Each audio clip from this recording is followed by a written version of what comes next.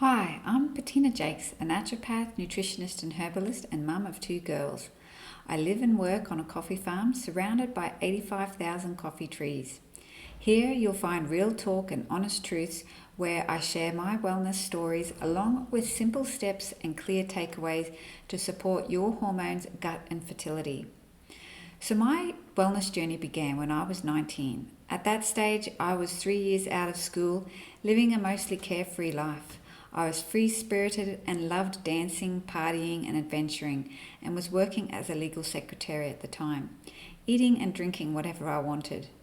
But rewind a few years, when I was 17, I lost my mum to cancer. I remember one day I was standing in our driveway waiting for my dad to help mum into the car for a hospital appointment. She was going downhill quickly and was only going to be with us for another few weeks. I made a quiet promise to myself in that moment that I wouldn't ignore niggling health symptoms and that I would do my best to understand what those symptoms were trying to tell me. Truth be told, in those early years after finishing school, I was having too much fun to think about that pact. I hadn't even given myself a chance to really grieve yet either. Little pockets here and there maybe, but that was kind of it. Mum had passed the same year I was let out into the world, and I filled the void with distractions quite easily. One day, about 6 weeks after I'd gotten back from a 3-week family holiday with my brother, sister and dad to LA, which was Mum's parting gift to us, my then boyfriend, who I'd been seeing since I was 17, came home with a pack of antibiotics and told me I had to take them because he'd tested positive for chlamydia, which meant I would be too. And at that stage I didn't even know what chlamydia was. It was brushed off and played down, and I had no real awareness of what it could mean for my health. And so I took the antibiotics, and about 5 days into taking them, the condom broke.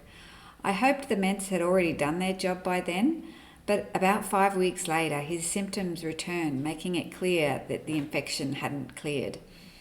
I took myself to the doctor this time and was told that because this was a reinfection, I might develop pelvic inflammatory disease and may not be able to have children. I remember the shock and despair I felt from hearing this news. Most people have heard of chlamydia, but many don't realize how silently it can affect women's health. Chlamydia is one of the most common sexually transmitted infections in women. It's often called a silent infection because it usually hangs out on the cervix, where it causes no obvious symptoms for the women. In men, symptoms usually appear within weeks, often as painful urination, discharge, or painful ejaculation. And in case you're wondering, I asked my boyfriend if he'd cheated on me. He denied it and said that he must have had it from when we first started seeing each other 2.5 years ago. He was my first, so I knew that it wasn't from me. I didn't know what I wanted to believe then, that he'd cheated on me and I'd only had the infection for 6 weeks, or that I had unknowingly had the infection for 2+ years, and he was only for some reason starting to have symptoms now. It was another 2 years before we went our separate ways.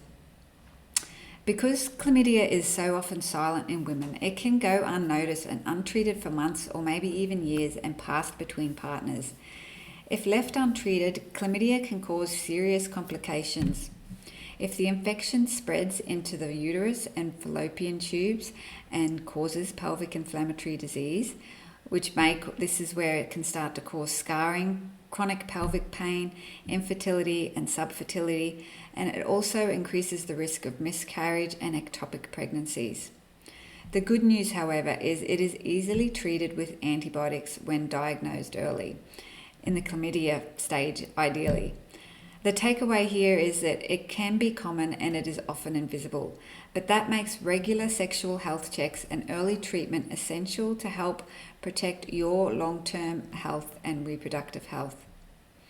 I remember sitting in that doctor's office and my heart rate sped up double time. What do you mean I might not be able to have kids? Until that moment, I didn't realize how much I had taken my fertility for granted. I'd been on the pill since I was 15 and I'd never really thought about it. Leaving that doctor's appointment, I felt shocked, anxious and vulnerable. The pelvic cradle is such a sacred place for a woman. Suddenly I became hyper aware of mine, and not long after starting that second round of antibiotics to eradicate the reinfection of chlamydia from the broken condom, I began to feel intermittent twinges of pain, and as you can imagine that really stressed me out. Looking back, even as a child, I knew my body wasn't super robust. There always seemed to be doctor's visits, endless sneezing and wheezing, trips to the optometrist for new glasses, and random aches and pains. But I was and still am determined to make the most of life and live the best quality that we can. I've trusted my inner strength, and I'm always up for a challenge and an adventure. At 19, I realised the stakes. I wasn't invincible, and my fertility could suddenly be taken away from me. Now I need a quick pause here because this feels vulnerable to share, and I've debated whether or not I should, but I want to be real and honest in the hope I can reduce the stigma around STIs and sexual and reproductive health and how that affects it. So as life and the weeks went on after taking the antibiotics, I became more and more aware of twinges of pain in my pelvic region and lower abdomen. When I was moving around, I barely noticed them, but if I was driving and or sitting and relaxing watching TV, it wasn't long before I noticed a twinge. I actually almost kind of waited to feel it. It wasn't hugely painful, maybe a 3 out of 10, which made it easy enough to ignore. And so I did, all the while stressing silently that these twinges could mean I was slowly losing my fertility. The worry was taking up a lot of space in my thoughts, and the doctor I saw was very matter of fact and showed little compassion or empathy and offered no guidance what to do beyond the round of antibiotics that he'd given me. I know I'd researched and I'd read up on pelvic inflammatory disease, and it usually comes with high fevers and severe pain.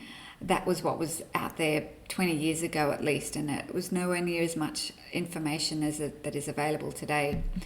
And I'd had neither severe pain or fever, and I'd taken the antibiotics, so I kept telling myself all would be well. But that all changed when I started bleeding during sex, and my heart sank. I knew this couldn't be good. But it didn't hurt, and it didn't happen every time, so I tried to tell myself all was okay. However, I knew and I realised I was going to have to see another doctor. So I'm going to wrap up this episode here, and I hope that you tune in for my next Wellness Journey episode where I continue my story. If you enjoyed this, please tell me what resonated and if there's anything else you'd like me to cover in my next video. If it feels right now, please reach out and book a discovery call. We can have a chat. Or if you're ready, you can book an initial appointment as well. I'd really love to help. So please subscribe and tap the bell, and I'll see you in the next episode where I share more of my wellness journey with you. Thanks for listening. Bye.